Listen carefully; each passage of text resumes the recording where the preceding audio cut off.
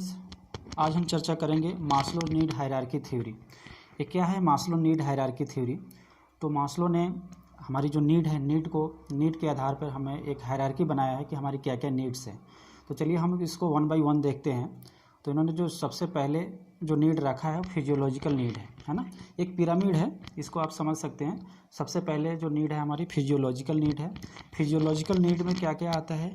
Food, water, sleep, okay, breathing, health, okay. उसके बाद में आता है सेफ्टी नीड्स। सेफ्टी नीड्स में क्या आता है? Security of body, employment, resources, morality and family, okay. उसके बाद में आता है लव एंड बिलोंगिंग नीड्स आता है। इसमें आता है family, social, love, friendship etcetera, है ना। उसके बाद में आता है स्टीम नीड्स। स्टीम नीड्स में क्या आता है? Self respect, competence, confidence, achievement and उसके बाद में आता है self actualization needs. Self actualization needs में क्या आते हैं? Passion, creativity, morality, problem solving. तो चलिए हम इसको थोड़ा डिटेल में देखते हैं। ये जो मास्लो नीड हायरार्की थ्योरी है, अगर एक इंडिविजुअल का एग्जांपल लेके हम देखते हैं तो उसकी सबसे बेसिक रिक्वायरमेंट जो फिजियोलॉजिकल रिक्वायरमेंट है उसमें क्या आएगा? हंगर, मतलब वो उसको भूख लगी, वो भूख को फुलफिल करेगा। उसके बाद में आता है स्टेबिलिटी ऑफ इनकम। अगर वो कहीं काम पे कर रहा है तो उसको एक इनकम की स्टेबिलिटी होनी चाहिए, उसके एम्प्लॉयमेंट की स्टेबिलिटी होनी चाहिए। तो ये आता है उसके सेफ्टी नीड्स में, ठीक है ना। उसके बाद में फ्रेंडशिप आता है। फ्रेंडशिप आ जाएगा, उसका लव एंड बिलोंगिंग नीड्स में आ जाएगा। एंड उसके बाद में आ जाएगा स्टेटस। वो जिस सोसाइटी में रहता है, जहाँ भी रहता है, उसको एक स्टेटस की खोज करता है, वो एक स्टेटस चाहता है। उसके बाद में सेल्फ एक्चुअलाइजेशन में आता है सेल्फ फुलफिलमेंट, मतलब कि वो जो भी चाहता है उससे फुलफिलमेंट हो जाए, ठीक है। तो ये रहा इंडिविजुअल बेस्ड जो नीड हायरार्की थ्योरी है उसका एग्जांपल है। और यदि हम एक ऑर्गेनाइजेशन का एग्जांपल लें तो उसमें सबसे जो बेसिक फिजियोलॉजिकल नीड है वो क्या है? उसकी सैलरी होनी चाहिए, एक बेसिक सैलरी होनी चाहिए। उसके बाद में उसकी जो सेफ्टी नीड्स है आफ्टर रिटायरमेंट, उसके पास पेंशन प्लान होना चाहिए। और उसके बाद में आता है नेक्स्ट आता है सोशल नीड्स, है ना, friends, love and belonging needs आता है। इसमें क्या है कि वो जहाँ भी काम कर रहा है, जिस भी ऑर्गेनाइजेशन में काम कर रहा है, वहाँ पे वो अपने कलीग्स के साथ में, पीर के साथ में, सुपीरियर और जूनियर्स के साथ में अच्छे रिलेशंस होने चाहिए, cordial relations with colleagues, okay. उसके बाद में स्टीम नीड्स में आता है जॉब टाइटल, मतलब कि वो किस पोस्ट पे है ना, किस पोस्ट पे है। हर एक ऑर्गेनाइजेशन में एक पोस्ट होता है, वेदर वो क्लर्क है कि एक एग्जीक्यूटिव ऑफिसर है कि क्या है, एक जॉब टाइटल, ठीक है ना, वो स्टीम नीड्स में आता है। उसके बाद में अचीवमेंट ऑफ गोल्स। उसके बाद में अचीवमेंट ऑफ गोल्स, वो जो भी ऑर्गेनाइजेशन से चाहता है वो अचीव कर पाया है कि नहीं कर पाया, वो सेल्फ एक्चुअलाइजेशन नीड में आता है। अब चलिए हम इसको डिटेल में पढ़ते हैं। मास्लो नीड हायरार्की थ्योरी के बारे में हम डिस्कस करते हैं। The need hierarchy model of motivation propounded bye Abraham Harold Maslow is undoubtedly the simplest and most widely discuss theory of motivation. तो पहले भी बता चुका हूँ कि जो थ्योरी, जो मास्लो नीड हायरार्की थ्योरी है, ये मोस्ट वाइडली डिस्कस है, सबसे इम्पोर्टेंट है और सबसे ज़्यादा इसकी चर्चा होती है। कई सारे ऐसे नीड बेस पे हायरार्की थ्योरी है, लेकिन ये जो मास्लो साहब ने जो नीड हायरार्की थ्योरी दिया है, ये मोस्ट इम्पोर्टेंट है। The essence of the theory में बी समराइज दस। तो क्या क्या इसेंस है इसको देखते हैं वन बाई वन। ए में है people are wanting beings whose needs can influence their behaviour. तो सीधी सीधी बात है, जो आदमी होता है उसको कुछ ना कुछ चाहिए, वांटिंग बींग है, उसको लाइफ में कुछ ना कुछ चाहिए, और जो उसको क्या चाहिए वो उसके बिहेवियर को इन्फ्लुएंस करता है काफ़ी हद तक। Only unsatisfied need can influence behaviour, satisfied needs do not act as motivators, ठीक है ना। अगर आपकी जो नीड है जो सेटिस्फाई नहीं है तो वो मोटिवेटर की तरह काम करेगा। जैसे अगर आपको भूख लगी है तो आप भूख के लिए अन्न की खोज करोगे, है ना, अन्न ढूंढोगे और अन्न के लिए आप कमाओगे, कुछ भी करोगे, ठीक है ना। तो वो आपका वो क्या है, मोटिवेटर की तरह काम करेगा। जब ही वो सेटिस्फाई हो जाता है तो वो मोटिवेटर की तरह काम नहीं करेगा। तो मोटिवेटर की तरह काम नहीं करेगा, लेकिन आपका दूसरा जो उस हायरार्की में जो उससे ऊपर वाला नीड है वो एराइज हो जाएगा। जैसे कि आपका फिजियोलॉजिकल नीड, यानी कि जो बेसिक नीड वो फुलफिल हो जाएगा, तो उसके बाद में आप सेफ्टी नीड्स के बारे में बात करोगे। तो उसके बाद में क्या है, सेफ्टी नीड्स जो है वो मोटिवेटर की तरह काम करने लगेगा। Since needs are many, needs कई सारे हैं, they are arrange in an order of importance और hierarchy from the basic to the complex. सीधी सीधी बात है, जो नीड हायरार्की थ्योरी है, बेसिक से कॉम्प्लेक्स में सबसे नीचे क्या है, फिजियोलॉजिकल नीड्स है, और सबसे ऊपर क्या है, सेल्फ एक्चुअलाइजेशन नीड्स है।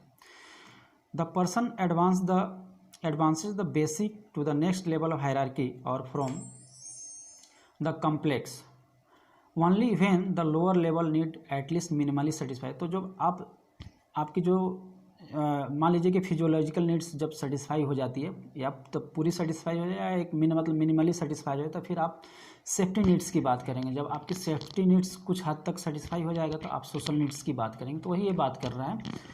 उसके बाद में देखते हैं, when people climb higher need hierarchy level he she will display more individuality, humanness and psychological health. जब वो ऊपर चला जाएगा ना हायरार्की, नीड हायरार्की लेवल में, जैसे जैसे ऊपर जाएगा वो इंडिविजुअलिटी की बात करेगा, ह्यूमैननेस की बात करेगा, साइकोलॉजिकल हेल्थ की बात करेगा। ये बताओ कि जिसकी फिजियोलॉजिकल नीड ही फुलफिल नहीं हो रही है तो वो साइकोलॉजिकल हेल्थ की क्या बात करेगा, वो मानवता की क्या बात करेगा। और जो मान लीजिए कि जो लाइफ में काफ़ी आगे बढ़ चुका है, उसके पास सेल्फ स्टीम नीड्स फुलफिल हो गई है, सेल्फ एक्चुअलाइजेशन नीड्स फुल की बात के लिए की चाहत है, तो कई सारी चीज़ें करेगा, बहुत सारे लेक्चर देगा, है ना। उसके बाद में है the needs Maslow's need hierarchy divides human needs into 5 levels as shown in pyramid above. जो हमने अभी पिरामिड में बताया है कि ये 5 लेवल में डिवाइड किया है। पहला है फिजियोलॉजिकल नीड्स, दूसरा है सेफ्टी नीड्स, तीसरा है लव एंड बिलोंगिंग्स नीड्स, और उसके बाद में चौथा है स्टीम नीड्स, और पांचवा है सेल्फ एक्चुअलाइजेशन नीड्स। तो each level represents a group of needs, not one needs for each level. तो जो भी, जैसे मान लीजिए कि फिजियोलॉजिकल नीड्स है तो उसमें कई सारे नीड्स है, जैसे आपको ऑक्सीजन चाहिए, आपको वाटर चाहिए, आपको अन्न चाहिए। तो उसी तरह अगर आप सेफ्टी नीड्स की बात करते हो तो आपको एक इनकम चाहिए, आपके फैमिली की सेफ्टी चाहिए। तो एक जो नीड है उसमें कई सारे नीड्स के ग्रुप्स हैं, यही बात कर रहा है। The most basic level of needs comprise the primary और फिजियोलॉजिकल वंस। जो बेसिक चीज़ है वो क्या है, प्राइमरी नीड्स जो है वो क्या है, फिजियोलॉजिकल नीड्स है। So long as they are unsatisfied, they monopolize a person's consciousness and have virtually exclusive power to motivate behavior, ठीक है ना। तो जब तक सेटिस्फाई नहीं होगा तब तक वो क्या है, आपके बिहेवियर को इन्फ्लुएंस करेगा और एक मोटिवेटर की तरह काम करेगा। However, when they are satisfied, they cease to be motivator। जब वो नीड सेटिस्फाई हो जाएगा, पहले भी बता चुका हूँ, तो वो फिर मोटिवेटर की तरह काम नहीं करेगा। लेकिन आदमी क्या है कि जब वो नीड सेटिस्फाई हो जाएगा तो दूसरे नीड, जो उसके ऊपर वाला नीड है, उसको सेटिस्फाई करने की कोशिश करेगा। इस तरह से आगे वाला जो नीड है, उसके ऊपर वाला जो नीड है, वो फिर मोनोपोलाइज करेगा आपके बिहेवियर को, और वो एक मोटिवेटर की तरह काम करेगा। The satisfaction of primary needs does not produce contentment, instead it unleashes a new series of discontents। तो वही मैं अभी बता चुका हूँ कि जो प्राइमरी नीड्स जब फुलफिल हो जाएगा तो ऐसा नहीं कि आप सेटिस्फाई हो जाओगे, आप फिर दूसरे नीड की बात करोगे। The secondary needs now begin to acquire the power to motivate. Already we have discuss it. People do not stop wanting. देखिए बात सही है, हमें जितना मतलब हम जितना पाते जाते हैं उतना हम और चाहत रखते हैं, ना। तो after fulfilment of physiological needs the next need in hierarchy arises. Now we will discuss all the needs one by one. तो अभी ये तो रहा हमारा एक क्या ट्रेलर रहा। अब चलते हैं हम जो भी ये 5 नीड्स हैं इसको वन बाय वन अब डिटेल में देखते हैं। जो फिजियोलॉजिकल नीड्स है इसकी पहले चर्चा कर लेते हैं। The most basic, powerful and obvious of all human needs is the need for physical survival. अब देखिए अभी कोरोना पेंडेमिक चल रहा है, यहाँ पे क्या है कि जैसे जिसको कोरोना हो रहा है, ऑक्सीजन की ज़रूरत है, तो चाहे वो करोड़पति हो या मतलब एक नॉर्मल बंदा हो, उसको ऑक्सीजन चाहिए उस समय में, तो उसके बेसिक नीड्स एराइज हो जाते हैं। तो ये जो फिजियोलॉजिकल नीड्स है ये बहुत ही ऑब्वियस है और बहुत ही पावरफुल है और मोस्ट इम्पोर्टेंट है। ये अगर फिजियोलॉजिकल नीड्स आपकी फुलफिल नहीं हुई है तो फिर आप किसी और नीड्स के बारे में बात नहीं करोगे। This includes food, water, breath, sleep, sex, protection from extreme temperature and sensory stimulation. These physiological drives are directly concern with the biological maintenance of the organism and motivated by higher order needs. तो ये biological maintenance जो हमारे body का है तो वो कैसे होगा, हमें मतलब भूख लगी तो हमें खाना खाना है, वाटर की ज़रूरत है, हमें ब्रीदिंग, हमें सांस भी लेना है, तो ये बायोलॉजिकल मेंटेनेंस है हमारी बॉडी की, हमारे ऑर्गेनिज्म की। In short, until physiological needs fulfilled the other needs remain non existence. हाँ, जब ये जब तक पूरा नहीं होता ना फिजियोलॉजिकल नीड्स, बाकी नीड्स की कोई मतलब नहीं है। Okay, fulfilment of physiological needs is significant. A hungry man cannot think about visiting various tourist places or making YouTube video. So एक hungry आदमी है तो कहीं मतलब टूर प्लेस पे जाने की बात नहीं कर सकता है, ठीक है ना। In the organizational context, physiological needs are represented by implies concern for salary and basic working condition. तो अगर हम ऑर्गेनाइजेशन के पॉइंट ऑफ व्यू से देखें तो हमारी सैलरी क्या है और हम जहाँ पे काम करते हैं वहाँ का वर्किंग कंडीशन क्या है, ये फिजियोलॉजिकल नीड्स में आते हैं, मोस्ट बेसिक नीड में आते हैं। It is the duty of managers to ensure that these needs of the employees are met so that they can be motivated to strive for gratification. So ये manager का duty है, ये organisation की duty है कि भाई ये need जो फिजियोलॉजिकल नीड्स है आपके एम्प्लॉय की, वो फुलफिल हो रहा है कि नहीं हो रहा है। उसके बाद में सेफ्टी नीड्स की बात करते हैं। Once physiological needs are met, another set of motives called safety or security needs become motivators. Okay? तो जब वो फिजियोलॉजिकल नीड्स आपका फुलफिल हो जाएगा तो फिर सेफ्टी नीड्स पे आएंगे। We have already discussed it. The primary motivating force here is to ensure reasonable degree of continuity, order, structure and predictability in one's environment. तो इसमें क्या है कि आपको जो जॉब आप कर रहे हैं उसमें कंटिन्यूटी होना चाहिए, एक ऑर्डर स्ट्रक्चर होना चाहिए, और आप क्या काम कर रहे हैं वो एक इन्वायरमेंट प्रेडिक्टेबिलिटी होना चाहिए। नहीं कि आज ये काम किया मतलब कि आप गेंद की तरह हो, कभी वहाँ कभी वहाँ कभी वहाँ, मतलब कोई आपका मतलब बेस ही नहीं है ऑर्गेनाइजेशन में। तो एक प्रेडिक्टेबिलिटी इन वंस एनवायरनमेंट में एक प्रेडिक्टेबिलिटी होना चाहिए। Maslow suggested that the safety needs are most readily observed in infants and young children because of their relative helplessness and dependence on adults. तो जो सेफ्टी नीड्स है आप देखते हैं बच्चों को, उसके जैसे पेरेंट्स हैं, पेरेंट्स अगर उसके बच्चे के आसपास नहीं होते हैं तो रोने लगता है बच्चा, क्योंकि उसको सेफ्टी नीड्स की ज़रूरत है, वो अपने आप को इनसिक्योर फील करता है। उसी तरह जब हम बड़े हो जाते हैं तब भी हमारे अंदर में इनसिक्योरिटी रहती है, इनसिक्योरिटी और जो है वो रहती है, और उसका मतलब वो बदल जाता है। जैसे बच्चों में क्या इनसिक्योरिटी रहती है, भाई हमें अब खाना कौन देगा, हमारा सुरक्षा कौन करेगा। उसी तरह बड़े में क्या हो इनसिक्योरिटी रहती है, क्या है इसको देखते हैं। Safety needs exert influence beyond childhood, जो already we have discuss. The preference for secured income, हमारे जब हम बड़े हो जाते हैं तो हम एक सिक्योर्ड इनकम की बात करते हैं। जो एक्विजिशन ऑफ इंश्योरेंस, हमारे पास इंश्योरेंस है कि नहीं, अगर हमें कुछ हो जाता तो हमारे जाने के बाद फैमिली के पास कुछ क्या रहेगा, तो इसके लिए इंश्योरेंस चाहिए। एंड ओइंग वंस हाउस, हमारे पास घर है कि नहीं, और हमारे ये सारे चीज़ें हैं, may be regarded as motivated in part by safety seeking. तो ये सारी चीज़ें हैं सेफ्टी नीड्स में, ठीक है ना। Other expression of the need for safety occur when individuals are confronted with real emergencies, है ना। तो सेफ्टी नीड्स ज़रूरी है हमारे, क्यों ज़रूरी है भाई, अगर मान लीजिए कि वार हो जाए, क्राइम हो जाए, या कोई वेव्स हो जाए, फ्लड्स हो जाए, अर्थक्वेक्स हो जाए, राइट्स हो जाए, पेंडेमिक हो जाए, सोशल डिसऑर्गेनाइजेशंस हो जाए, कई सारी चीज़ें होती है जो कि इमरजेंसी चीज़ें होती है। अभी देखिए कोरोना महामारी चल रहा है, तो इस समय कई लोगों की जॉब चली गई है, तो भाई उसके पास अगर पहले से पैसा जमा पूंजी हो गया, इंश्योरेंस होगा, हेल्थ इंश्योरेंस होगा, तो वो इन सब चीज़ों को उसको चिंता करने की ज़रूरत नहीं है। तो मान लीजिए किसी का जॉब चला गया, उसके पास इंश्योरेंस भी नहीं है, तो वो भाई उसके पास फिर सेफ्टी नीड्स है ही नहीं, वो मतलब अपने सेफ्टी नीड्स को फुलफिल नहीं कर पा रहा है, ठीक है ना। Security needs in the organizational, यानी कि वही सेफ्टी नीड्स की बात कर रहे हैं। Security needs in the organizational context को relate to such factors as job security, है ना। जब हम ऑर्गेनाइजेशन पॉइंट ऑफ व्यू से बात करते हैं तो जॉब सिक्योरिटी, हम जहाँ पे जॉब करते हैं वो जॉब सिक्योर है कि नहीं, नहीं कि हायर एंड फायर वाला है। सैलरी इंक्रीज, आप जहाँ पे काम करते हो आपका सैलरी इंक्रीज होता है कि नहीं time to time. Safe working conditions, unionization मतलब कि and lobbying for protective legislation, union भी होना चाहिए। मान लीजिए कि कोई ऑर्गेनाइजेशंस एम्प्लॉय के अगेंस्ट में कुछ करता है तो यूनियन फिर आपके इंटरेस्ट को देख सके। उसके बाद में होता है managerial practices to satisfy the safety needs of the employ include pension schemes, ठीक है ना। तो पेंशन स्कीम को भी देखते हैं। उसके बाद में group insurance, provident fund, gratuity, safe working conditions, grievance procedures, system of seniority to govern lay off and others. तो ये सारे चीज़ें हैं जो कि आपके सेफ्टी नेट्स में आते हैं। आर्बिट्रेरी और unpredictable actions which create feeling of uncertainty.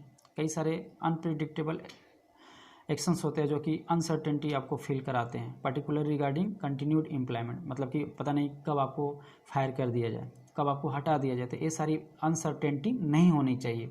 अगर है तो फिर आपके सेफ्टी नीड्स फुलफिल नहीं हो रही है।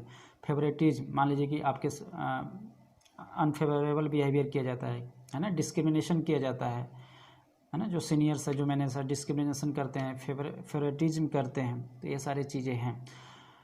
तो चलिए इसको हमने डिस्कस कर लिया सेफ्टी नीड्स को। अब सोशल नीड्स पे आते हैं, also called belonging and love needs. Okay, this constitute the third level in the hierarchy of needs. आपने देखा कि पहला जो नीड्स है फिजियोलॉजिकल नीड्स है, नेक्स्ट है सेफ्टी नीड्स है, और थर्ड है social needs. These needs arise when physiological and safety needs are satisfied. Okay, an individual motivated on this level longs for. तो इस लेवल में जो सेफ्टी जो सोशल नीड्स है, इसमें क्या होता है, उसको अफेक्शनेट चाहिए, अफेक्शनेट रिलेशंस चाहिए विद अदर्स। मान लीजिए कि आप जिस ऑर्गेनाइजेशन में काम करते हैं, तो वहाँ जो एम्प्लॉय है, जो आपके पीर्स हैं, जो आपके सीनियर है, जो आपके जूनियर है, उसके साथ में आपके कैसे बिहेवियर है, ये मायने रखते हैं। आपके फैमिली में आपकी मतलब आपकी मान मर्यादा है कि नहीं, प्लेस इन हिज और हर फैमिली एंड और रेफरेंस ग्रुप, आप जिस ग्रुप में रहते हैं वहाँ भी आपकी पूछ है कि नहीं। उसके बाद में group for the individuals, accordingly the persons will feel keenly the pangs of loneliness, social ostracism, friendliness and rejection, especially when induced by the absence of friends, relatives or a spouse or a children। तो अब जब आपके जो spouse है, आपके friends है, अगर वो आपके साथ में अच्छे से बिहेव नहीं कर रहे हैं, तो फिर आप लोनलीनेस फील करोगे। आप अपने आप को जो लोनलीनेस का है, जो पैंग्स है, जो दर्द है, वो आप महसूस करोगे, ठीक है ना। अपने आप को रिजेक्ट महसूस करोगे। Unlike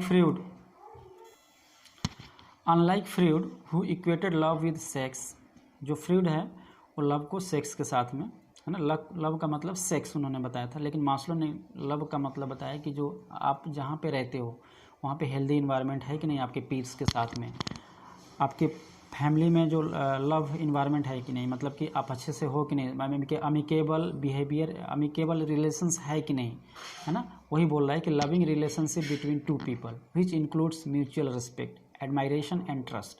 Maslow also stress that love needs involves both giving and receiving love. तो love is not one side, आप giving love and receiving love, being loved and respected in instrumental to healthy feelings of worth. Not being loved leads to feeling of futility, impotence and hostility। तो जब आप जहाँ भी हो, अगर आपको love नहीं मिल रहा है, आपको सहानुभूति नहीं मिल रही है, आपके साथ कोई अच्छे से व्यवहार नहीं कर रहा है, तो फिर आप मतलब अपने आप को बेकार समझोगे, अपने आप को खाली समझोगे और एक हॉस्टिलिटी टाइप का फील करोगे। In the organizational context social needs represent the need for a compatibility work group, peer acceptance, professional friendship and friendly supervision. तो जो सुपरविजन है वो फ्रेंडली होना चाहिए, आपके पीर्स के साथ में, कलीग्स के साथ में अच्छे रिलेशंस होने चाहिए, कंपेटेबल वर्क ग्रुप होना चाहिए, आपकी भी मतलब पूछ होनी चाहिए, ठीक है ना।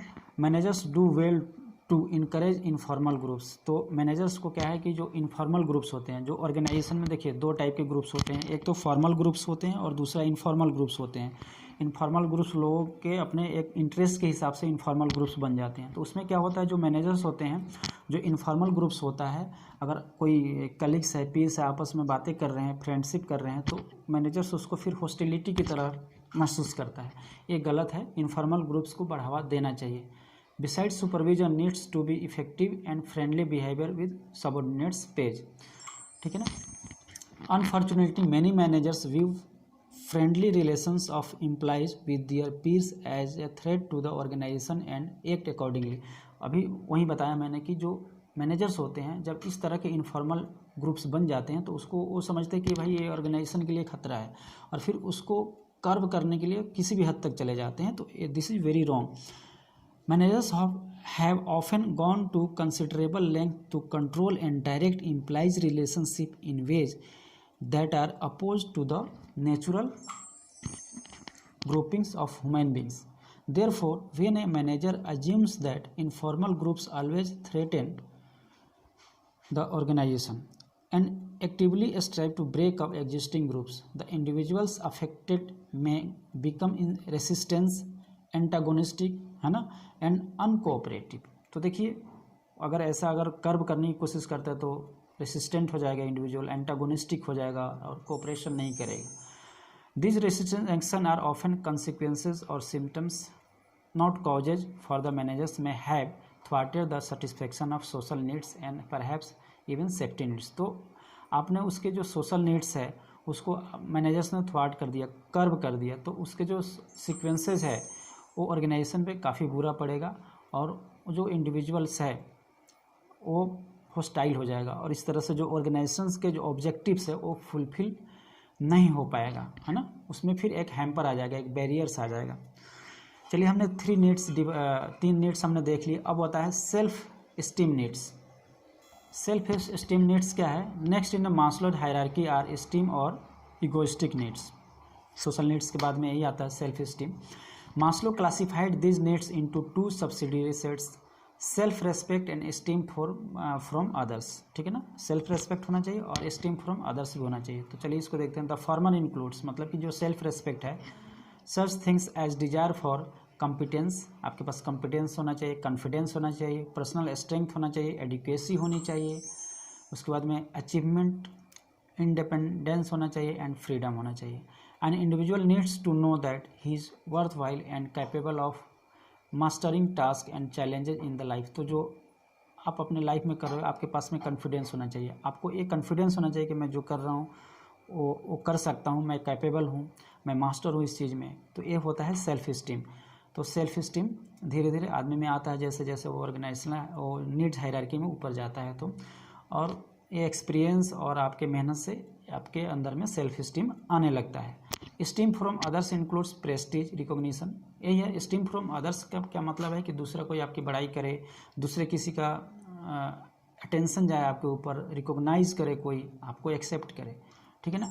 तो कभी कभी क्या होता है जो स्टीम फ्रॉम अदर्स में क्या होता है कि वो कभी कभी वो उसकी जो आपकी बड़ाई कर रहा है, जो आपका अप्रिसिएशन कर रहा है, तो उसका भी कुछ उसमें लाभ छुपा होता है। हो सकता है कि वो आपका बड़ाई करते करते हद से ज़्यादा बड़ाई कर दे और या चापलूसी के चलते कर रहा हो, आपसे कुछ उसको फ़ायदा हो। तो इस चीज़ को इंडिविजुअल को देखना है कि भाई सही में वो अप्रिसिएशन कर रहा है कि नहीं कर रहा है। In this case individuals need to be appreciated for what they can do, I the must experience feelings of worth because their competence is recognized and valued by others. Okay, satisfaction of the self-esteem generates feelings and attitudes of self confidence, है ना। self confidence आता है, worth, strength, capability and of being useful and necessary in the world.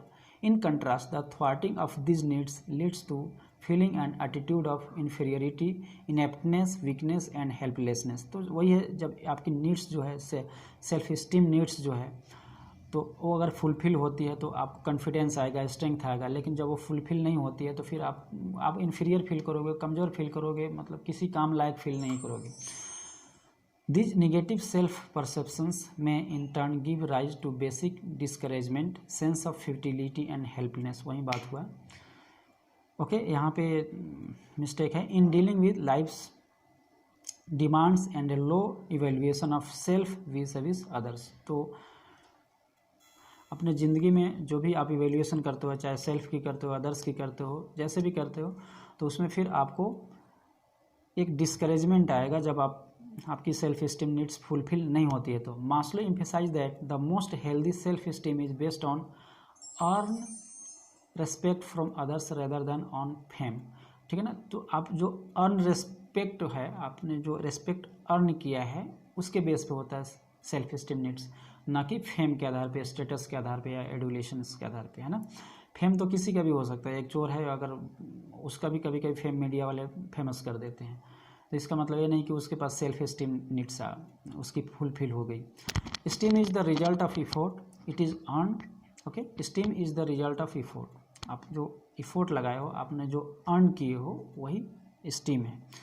Hence there is a real psychological danger of basing one's esteem needs on the opinions of other rather than on real ability, achievement and adequacy. वही है कि दूसरे के base पे ना करके जो आपकी स्टीम नीड्स है वो अपने एबिलिटी पे आप उस चीज़ को जज करो, है ना, आप उस चीज़ को जज करो, है ना, कि हमारी जो ये सेल्फ स्टीम नीड्स है फुलफिल हो रही कि नहीं, हमारे में स्ट्रेंथ है कि नहीं है, ये चीज़ें आपको जज करना, ना कि दूसरा कोई जज करेगा।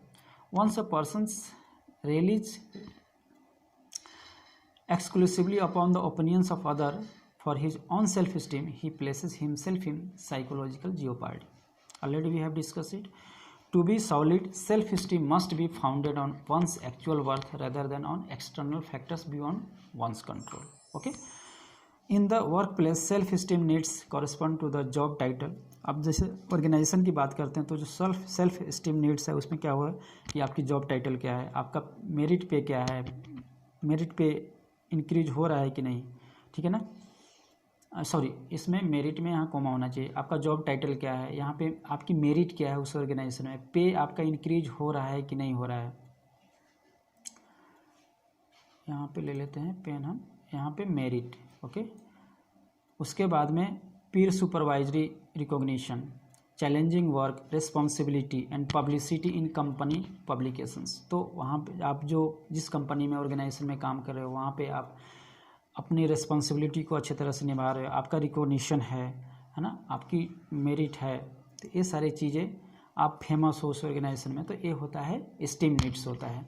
Managerial practices to fulfil this needs include challenging work assignment. तो आप चैलेंजिंग वर्क असाइनमेंट करते हो, परफॉर्मेंस फीडबैक है, परफॉर्मेंस रिकॉग्निशन है, पर्सनल इंकरेजमेंट है, involving and involving employees in goal setting and decision making. तो जो मैनेजर है, जो सुपरवाइजर है, एम्प्लॉय को गोल सेटिंग में, है ना, उसको इंक्लूड करके जो मतलब कि जो मैनेजमेंट बाय ऑब्जेक्टिव जो होता है, जिसमें गोल सेटिंग में जो एम्प्लॉय है उसको भी भागीदार बनाते हैं, मतलब कि जो लोअर लेवल के लोग हैं उनको भी हम उसमें इंक्लूड करते हैं। तो ये सारी चीज़ें सेल्फ स्टीम नीड्स को फुलफिल करता है। अब आते हैं हायरार्की में सबसे ऊपर जो सेल्फ एक्चुअलाइजेशन नीड्स है, ये बहुत ही ये सबसे लास्ट में आता है और सभी लोग इसको फुलफिल नहीं कर पाते हैं, ठीक है ना। इसमें क्या होता है, after fulfilling all the needs the need for self actualization arises. Maslow characterize self-actualization as the desire to become everything that one is capable of becoming, है ना। The person who has achieved his highest level presses towards the full use of exploitation of his talents. okay, यहाँ पे talents होना चाहिए, talents, capacities and potentialities. okay, तो ये सारे चीज़ें जो सेल्फ एक्चुअलाइजेशन नीड्स पे आ जाता है तो अपना पूरा दम लगा देता है, अपनी पूरी कैपेसिटी लगा देता है, पूरा टैलेंट लगा देता है। In other words, to self actualize is to become the total kind of person that one wants to become, to reach the peak of one's potential. तो इसमें पूरा दम लगा देगा और जो अपनी पोटेंशियल है वो अपने पोटेंशियल को लगा करके जो लाइफ का जो पीक है वो सबसे ऊपर जाने की कोशिश करेगा। The need for self actualization is distinctive in that it is never fully satisfied. तो जो सेल्फ एक्चुअलाइजेशन नीड्स पे आ जाता है तो वो ये नीड जो है सबसे ऊपर में है, लेकिन ये कभी सेटिस्फाई नहीं होता, इसका भी स्कोप बहुत बड़ा है, सेल्फ एक्चुअलाइजेशन का भी इसमें भी इसका स्कोप बहुत बड़ा है, तो ये भी कभी पूरी तरह से सेटिस्फाई नहीं हो सकता है।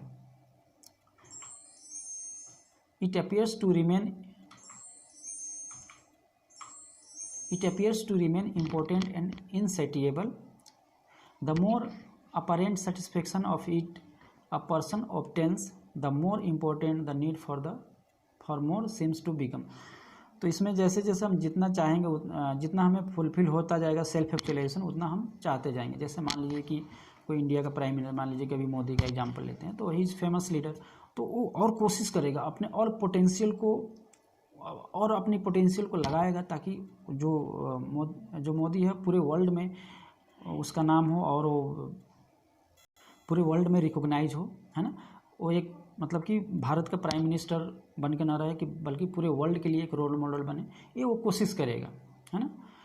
दो the impulse to realize one's potential is natural and necessary, only a few usually the gifted, जो सेल्फ एक्चुअलाइजेशन नीड्स पे जाते हैं उनको क्या बोलते हैं, वो गिफ्टेड लोग होते हैं, ever do so.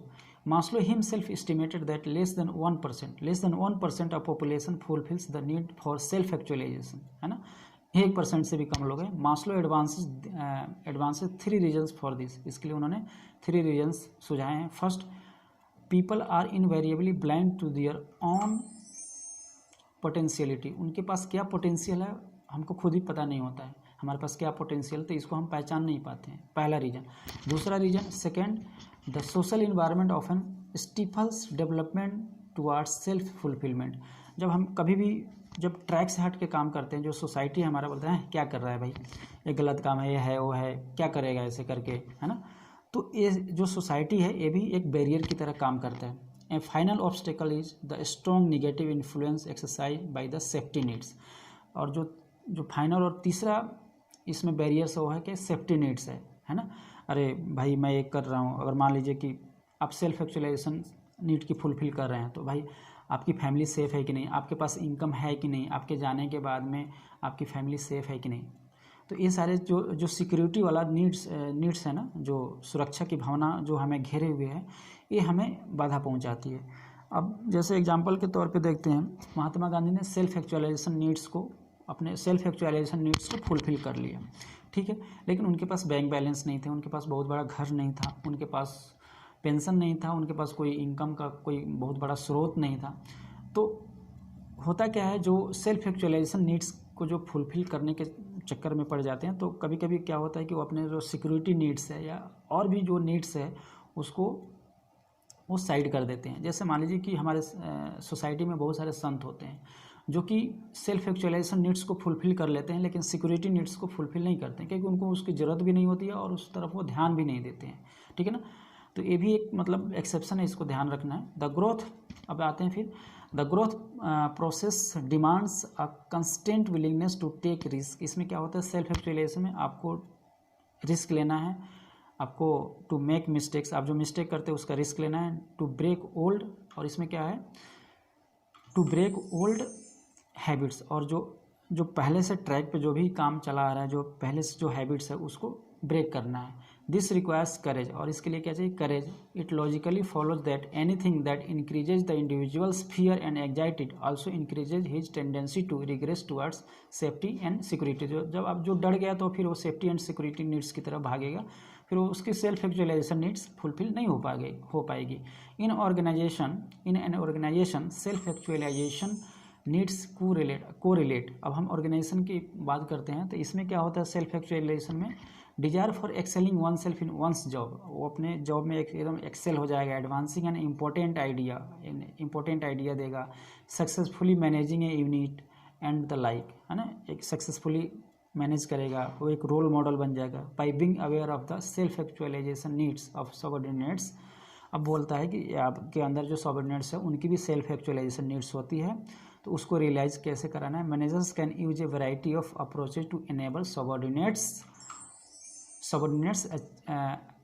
To achieve personal as well as organizational goal, तो उसको इनेबल करना अपने सबऑर्डिनेट्स को कि वो उस गोल को फुलफिल कर ले, उसकी जो सेल्फ एक्चुअलाइजेशन है वो कैसे होगा।